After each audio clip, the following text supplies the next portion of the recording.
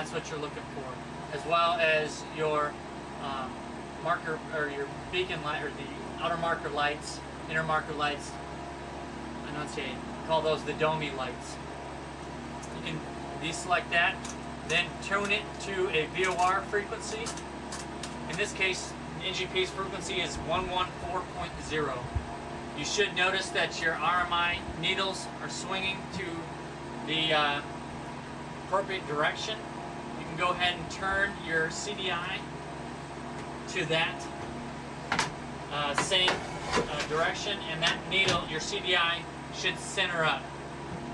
You're also going to ensure you're going to turn 10 degrees left, ensure you get full scale deflection, 10 degrees right, full scale deflection, and then you're going to turn it to a heading of 003, and that is our test heading.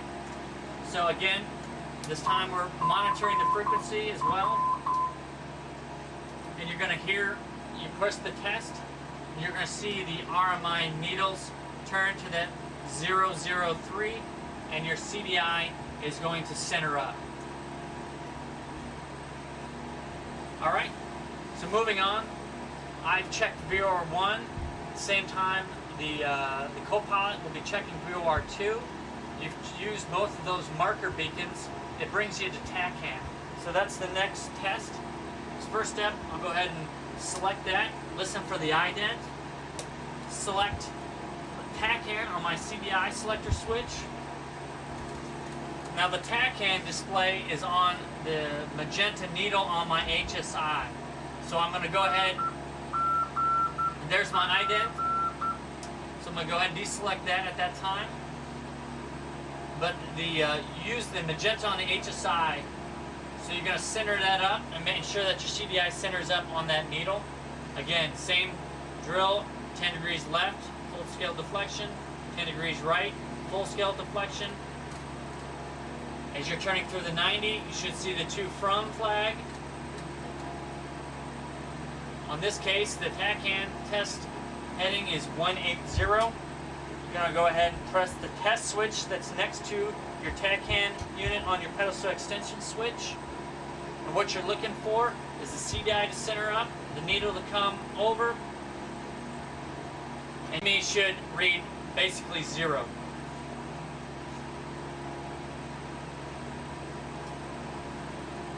And that's the check for the TACAN.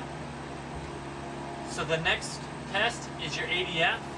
You go again, listen for the ident on the ADF. We've got Connor selected here for local NGP operations. And to test this, you flip both your RMI needles, or RMI paddles, to the up ADF position. And our test switch is this red button next to the ADF. Go ahead and hit that. You should hear a buzzing noise, and those needles should swing freely to the 9 o'clock position, or 9 degrees off the heading. And when you release it, they should go back. And that indicates, and generally speaking, it should point in the proper direction. So that's the ADF check. The next is some other switches we have. They're good memory aids.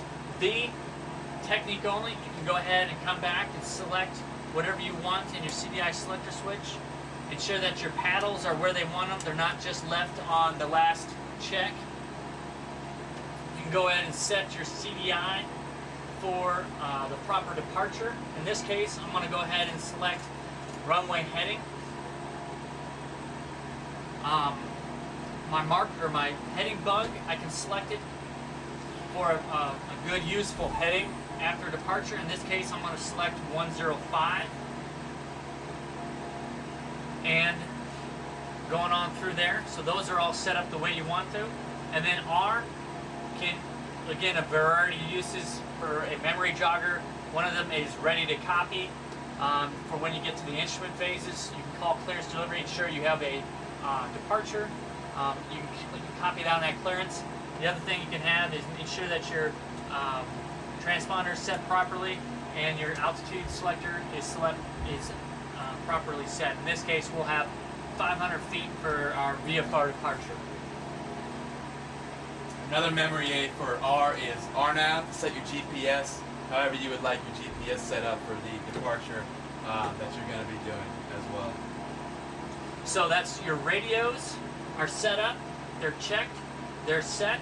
In this case, we're going to have 15.5 for the departure, which is CRP for our Seagull departure, and channel 107, and that's, or excuse me, 102.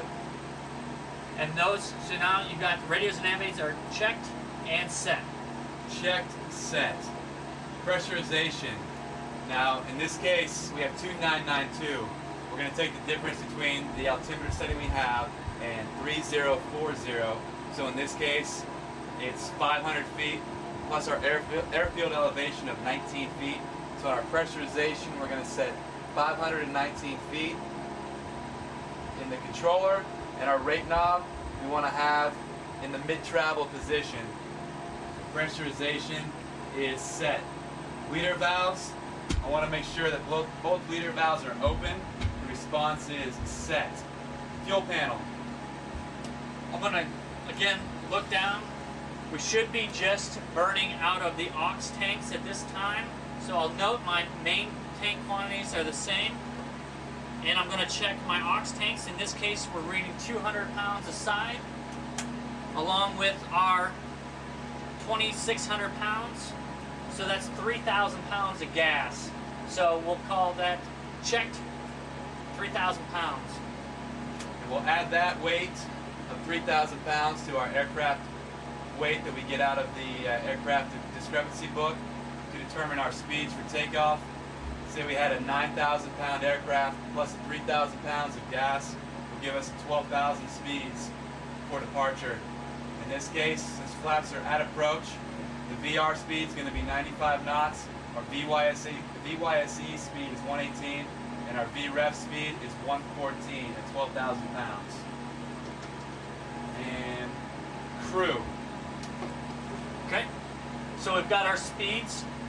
The crew, at this time, whoever's going to be doing the departure will brief up what the departure is and what they're going to do. So, this will be a VFR takeoff. Back me up on the monitor flight and engine instruments, call out any malfunctions, monitor all emergencies. Will be handling coordinates and ATOPS. Call the rotate at 95, and again, VYC is 118, and the flaps approach is 114. This will be a standard Seagull departure. Looking for runway heading to the high bridge at 500 feet. Then we'll turn left to a 105, climb up to 2,500 feet. Should we encounter emergency after takeoff, we'll be entering a left downwind for runway 13 left. And again, speeds for that will be 114. Any questions on the takeoff? No question. Brief. All right, we're down to the last 5.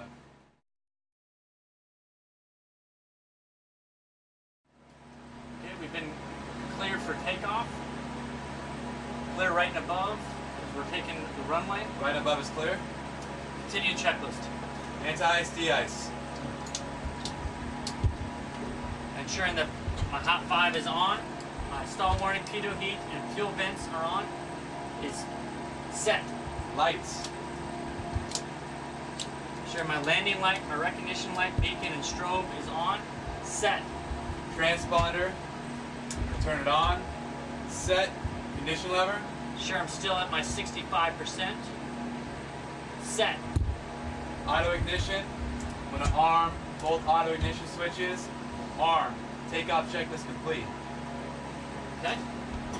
And then we're on runway. I'm going to advance the power levers. I'm going to watch as those auto ignition lights go out, and I should have 2 auto feather lights come on. I'm going to keep advancing the power levers until my props govern at 2,000 RPM. And I'm scanning both engines, looking through both of my flight instruments, ensuring I don't have any orange flags. Scanning my electrical instruments, make sure they're good. Check the left side. Checked right. And we're rolling. Feet, heels to the floor.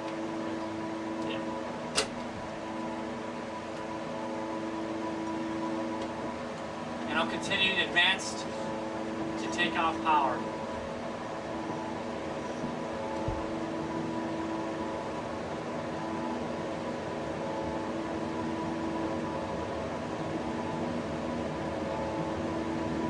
Rotate. Climb away, gear up. Gear up. Gears up. Lights coming off. Pass in DYSC. Flaps up.